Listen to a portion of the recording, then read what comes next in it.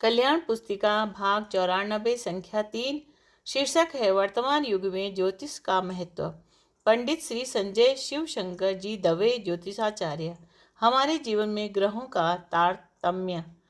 पृथ्वी पर जो भी बीमारी पैदा होती है, जो भी महामारी पैदा होती है, वह सब कुछ नक्षत्रों से संबंधित है। अब तो इसके वैज्ञानिक आधार भी मिल गए हैं। जब भी सूर्य पर 11 वर्ष पश्चात आणविक विस्फोट होता है, तभी पृथ्वी पर युद्ध और क्रांतियां बढ़ जाती हैं। जब सूर्य को ग्रहण लगता है तो पक्षी कई घंटों पूर्व ही साधु सन्यासी की भांति मौन हो जाते हैं। बंदर वृक्ष छोड़ करके जमीन पर आ जाते हैं और शांति व्याप्त हो जाती है। पाइथागोरस ने पाया कि नक्षत्रों की एक विशेष ध्वनि अपनी गति से पैदा होती है, जो जन्म लेने वाले जातक के प्राथमिक संवेदनशील सरलतम चित्त पर अंकित हो जाती है। जब मनुष्य अपने उस नक्षत्र से तालमेल बना लेता है तो स्वस्थ होता है, और जब उसका तालमेल उस मूल संगीत से छूट जाता है तो वह अस्वस्थ हो जाता है। व्यक्ति को अपनी जन्म कुंडली के अनुरूप ही रंगों का चुनाव, मंत्र, साधना, भोजन और देव पूजन करना चाहिए, ताकि ग्रहों का तारतम्य बना रहे। संपूर्ण जगत एक ऑर्गेनिक यूनिटी है, पूरा ब्रह्मांड एक शरीर है, सब संयुक्त है। इसीलिए दूर स्थित तारा जब स्थिति बदलता है तो हमारे हृदय की गति को भी बदल देता है, रक्त की धाराएं भी बदल जाती हैं। ज्योतिष एवं ग्रहों का सही विश्लेषण होना जरूरी है। मेरा मानना है कि हमारे हाथ में ज्योतिष के अधूरे सूत्र हैं। अब मात्र घंटे 2 घंटे में अगर मैं जातक की सटीक भविष्यवाणी कर दूं तो शायद यह मेरे लिए असंभव ही होगा। पृथ्वी पर सारे ग्रह नक्षत्रों की अनंत किरणें टकराती हैं। शायद ही कोई ऐसी चीज है जो उससे अप्रभावित हो। चांद से समुद्र प्रभावित होता है। समुद्र में पानी और नमक का जो अनुपात है, वही अनुपात हमारे शरीर में भी स्थित है। अगर चांद से समुद्र का जल प्रभावित हो जाता है तो मनुष्य पर उसका प्रभाव नहीं होता है।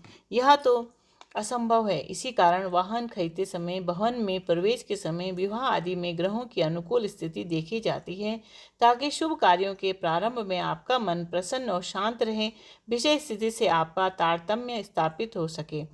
पूर्णिमा के निकट आते आते सारी दुनिया में कई लोगों का मानसिक संतुलन विचलित हो जाता है और तथा अमावस्या के दिन यह प्रभाव कम होता है।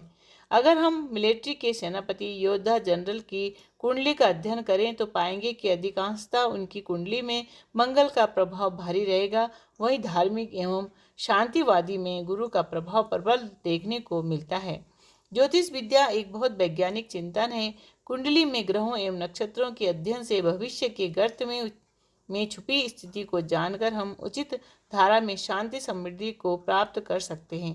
अन्यथा विपरीत आयामों में हम तनाव, चिंता, अशांति ही प्राप्त करेंगे, और यही स्थिति आज अधिकांश लोगों के साथ देखने को मिल रही है।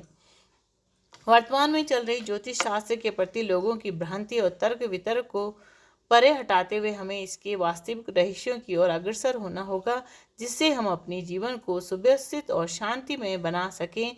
यही समय की मांग है। जीवन में ज्योतिषीय महत्व।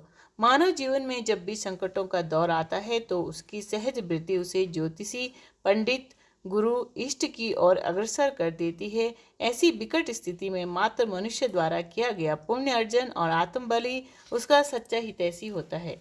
ग्रहों की विपरीत स्थिति में भौतिक संसाधन किसी भी रूप में हमारे पूर्ण सहयोगी नहीं बन सकते। इसीलिए समय रहते ही हमें पुण्य अर्जन कर लेना चाहिए। जिस दिन हमारा मन विचलित और शांत रहता है, ऐसी स्थिति में शायद हम में उसका विशेष कारण जानने की जिज्ञासा रही होगी।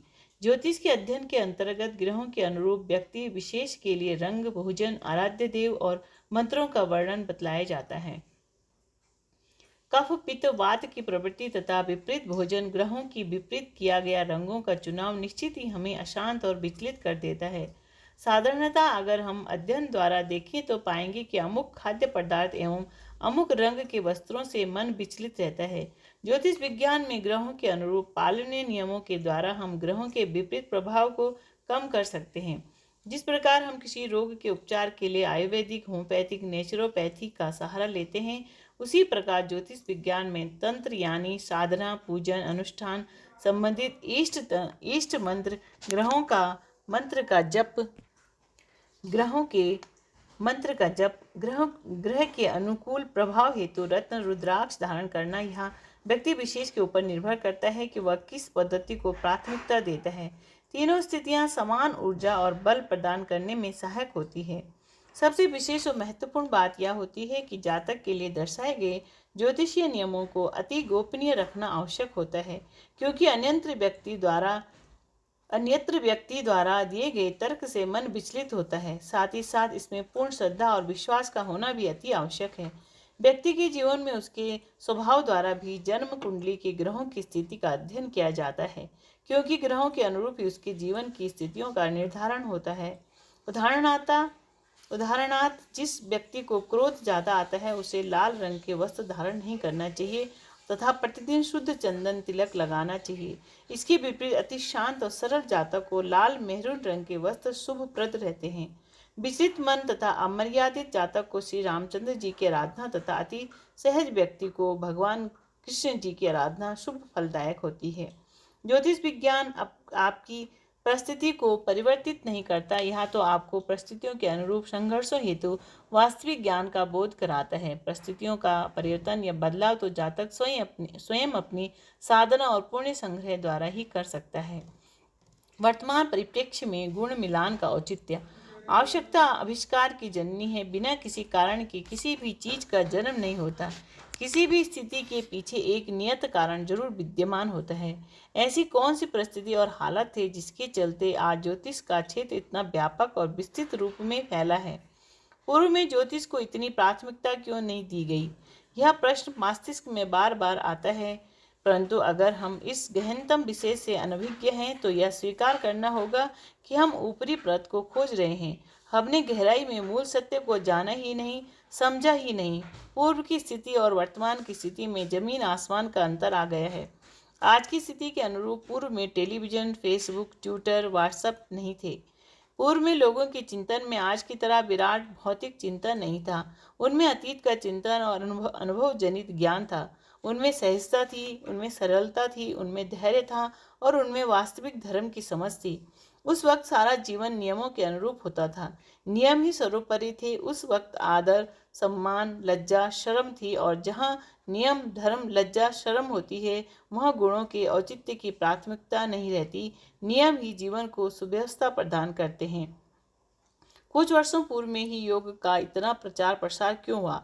आज योग के विश्वविद्यालय खुल गए, विद्यालयों में योग की शिक्षा अनिवार्य कर दी गई, क्यों?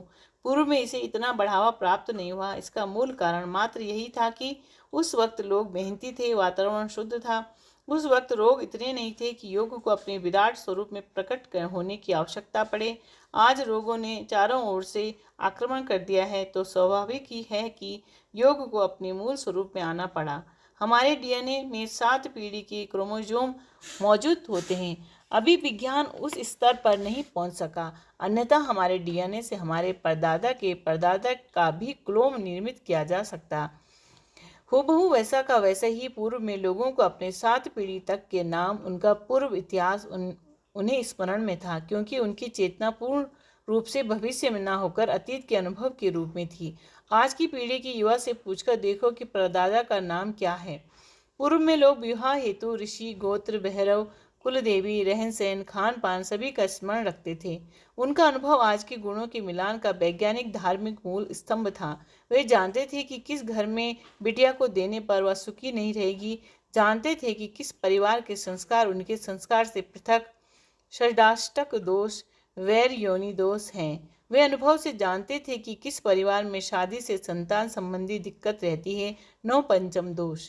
उन्हें पूर्व का अनुभव था कि किस परिवार में जातिगत 4 पीढ़ी उपरांत लकवा, चर्म आदि रोग की संभावना रहती है। वे नियत समय पर वैवाहिक आयोजन उस परिवार से नहीं करते थे। वे जानते थे कि खान पान पृथक, पूजन, आराधना, साधना पृथक होने से क्या समस्या आती है। वे उस तरह के बेमेल परिवार से विवाह तक नहीं करते थे। उनका अनुभव पिछली 7 पीढ़ी तक का था। उनका अनुभव पिछली 7 पीढ़ी तक का था। हमारा कितना है? 4 महीने, 1 साल का। उस वक्त परिवार का अर्थ पूरा गांव था। आज परिवार का अर्थ हम दो, हमारे दो। आज हम उस मूल सूत्र को दरकिनार कर क्या देखते हैं कि अच्छी नौकरी, पैसा, मकान, अन्य रहस्य से दूर रहने का परिणाम आज तलाक, विवाद, मारपीट जैसी घटनाओं के रूप में हमें सामने देखने को मिल रहा है। पूर्व में कुंडली मिलान का आधार धर्म के अंतर्गत व्यवहार शास्त्र, अनुभव शास्त्र था। आज का वह ज्ञान लुप्त हो गया है। तभी ज्योतिष शास्त्र को आज अपने विराट स्वरूप में सामने आना पड़ा। अभी शास्त्रों में दर्शन, यज्ञ, चिकित्सा, संकल्प शक्ति, मंत्र शक्ति जैसे और भी हजारों रहस्य विद्यमान है, जो परमात्मा स्वयं समय के साथ सुव्यवस्थित रूप से सामने प्रस्तुत करेगा। क्या आज हमारे पास पूर्व जैसा कोई अनुभव नियम है? कितना जानते हैं हम? दूसरे पक्ष का कोई आधार है? जिन आधारों को हम देखते हैं, मकान, नौकरी, पैसा, ये जीवन के मूल आधार होते तो उन घरों में अशांति, तलाक, झगड़े न होते। मूल आधार आज हम भूल चुके हैं, इसीलिए ज्योतिष शास्त्र को सामने आना पड़ा। मंगल दोष को पूर्व में प्राथमिकता से नहीं देखा जाता था। आज भी ग्रामीण अंचल में मंगल दोष को प्राथमिकता पर नहीं देखा जाता। मंगल दोष के कारण हार्मोन्स अनियंत्रित होते हैं, जिसके कारण व्यक्ति भाव विभोर में, प्रेम प्रसंग में पड़ सकता है और चारित्रिक दोष लगता है। साथ ही ऐसे जातक के संभवतः 2 विवाह योग बनते हैं। पूर्व में नियम कायदे कठोर होते थे, साथ ही व्यक्ति धार्मिक नियमों का पूर्ण पालन करता था। मंगल कितना भी भारी हो, नियम, भय और लोक लिहाज धर्म के आगे उसका अस्तित्व नहीं नजर आता था। आज वह स्थिति नहीं है। आज लोक लिहाज शर्म ने फेसबुक और व्हाट्सएप के आगे अपने घुटने टेक दिए। अतः आज मंगल दोष का निवारण किया जाना आवश्यक हो गया है। पहले रिश्तों का आधार 2 परिवारों का मिलन था। स्नेह की पराकाष्ठा क्या होगी जब कोई कहता है कि मेरे घर लड़की हुई तो तेरे लड़के से शादी कराऊंगा। पहले रिश्ते देखने का आधार कुछ और था। आज रिश्ते ऑनलाइन और समाचार पत्र में देखे जाते हैं। जो लोग इस ज्योतिष शास्त्र के विरोध में हैं, उनसे इतना ही कहना है कि अगर वे आधुनिक बनना चाहते हैं तो पाश्चात्य जगत में विवाह की कितनी गंभीरता है, इससे शायद कोई भी अनभिज्ञ नहीं होगा।